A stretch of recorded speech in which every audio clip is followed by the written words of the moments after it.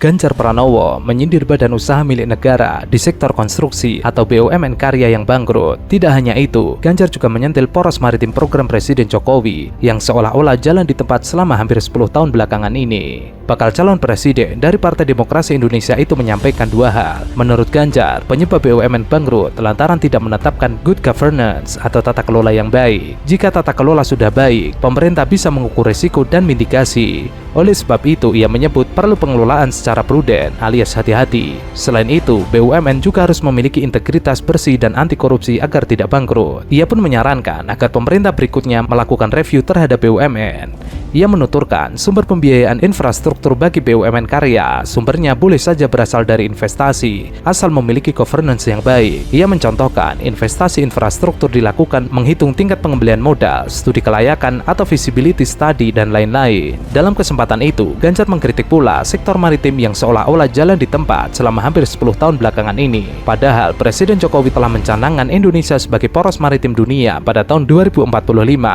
Dalam pandangannya, Ganjar melihat paradigma pembangunan saat ini masih berbasis daratan alias land base.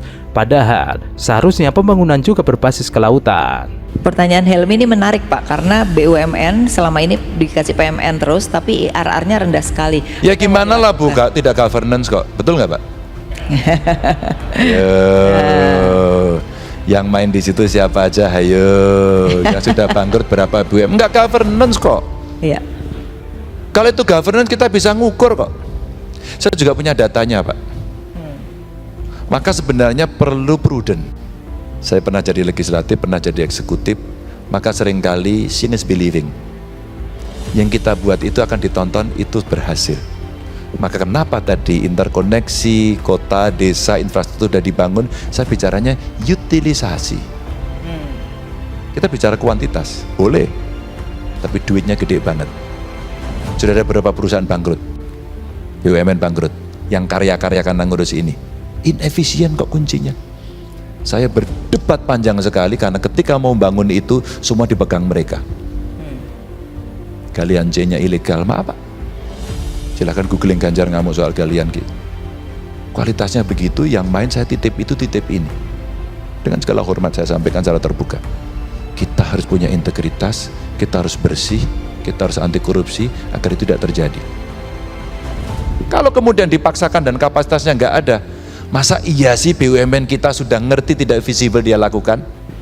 Saya belak-belakan aja Pak, kita orang sama-sama ngerti Kak.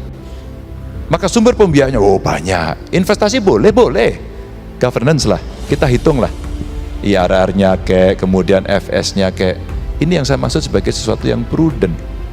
Kita nggak boleh ugal-ugalan. Ya.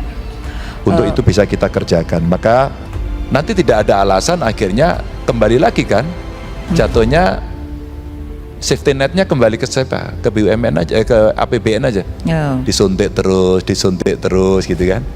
Ada nggak sih penaltinya kepada mereka kalau kamu nggak perform, kamu nggak gajian? Oke, review dari yang sudah ada sekarang. Yang sudah ada kita review, yang mau maju ya sekarang kita ketat Pak. Saya senang bisa berpasangan dengan Pak Mahfud. Kami berangkat bukan dari orang yang berada. Bapak saya pejabat tinggi Pak, Ketua RT. Dan kami berasal betul-betul dari bawah. Kami punya komitmen bersama untuk anti korupsi, pada pemerintahan bersih. Dan masing-masing dari kami punya track record untuk melakukan itu. Artinya ketika kita menangani hal-hal semacam ini yang sebelah sini sudah terlanjur ugal-ugalan, yang di sini sudah terlanjur depend on jadi hutang, ya tugas kita menyelesaikan, nggak perlu menyalahkan. Oke. Maksud saya banyak yang kemudian kita ragu terhadap apa yang kita rencanakan. Iya. Maka saya cerita di awal tadi satu datanya Pak. Data kita selalu buruk kok. Data kita selalu membuat bias gitu. Maka kalau kemudian kita punya integritas pada masing-masing, ya kita mesti review. Oh, yang ini masalah, ini kasus selesaikan.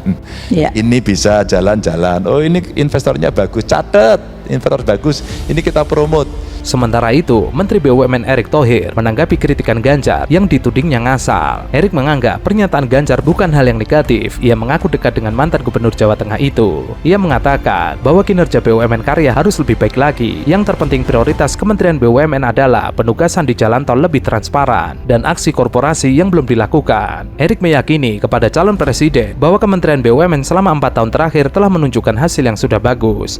Ia meminta maklum apabila terjadi kekurangan. Tentu saja hal berbeda dengan Anies Baswedan. Ia mengatakan bahwa negara itu tidak dirancang melakukan transaksi dengan rakyatnya sendiri.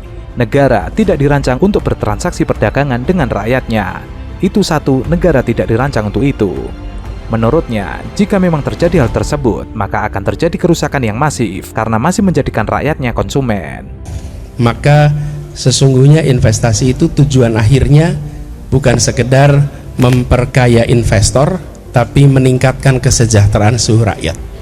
Itulah tujuan utama ketika kita membuka Indonesia, membuka kesempatan untuk ada investasi. Harus mengedepankan prinsip keadilan. Harus mengedepankan prinsip ini dalam situasi apapun.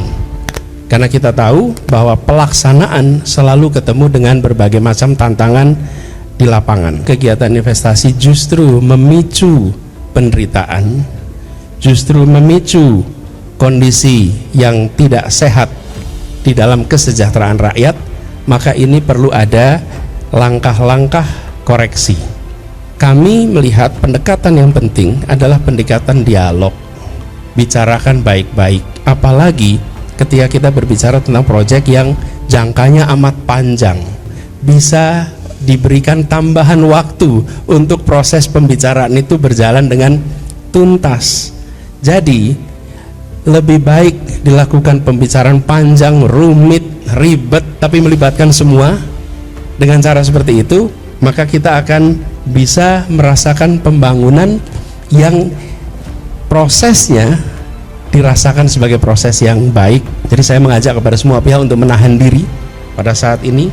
Dan bila kita yakin bahwa pendekatan mengandalkan keadilan itu dijalankan dengan benar, dan kami yakin itu, maka ketenangan, keteduhan akan hadir. Anies melanjutkan, pemerintah sejatinya sudah memikirkan untung dan rugi jika berurusan dengan rakyatnya.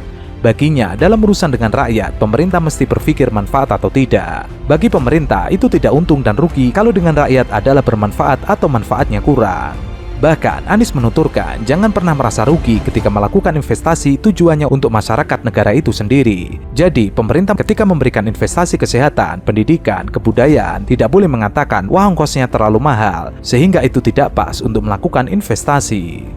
Hal yang sama juga diungkapkan Anies saat berbicara dengan Karni Ilyas. Ia mengatakan bahwa pemerintah harus investasi besar-besaran terhadap pendidikan bagi generasi Indonesia. Hal itu ia samakan dengan pemerintah saat berhutang untuk pelabuhan, untuk jalan, dan lain sebagainya.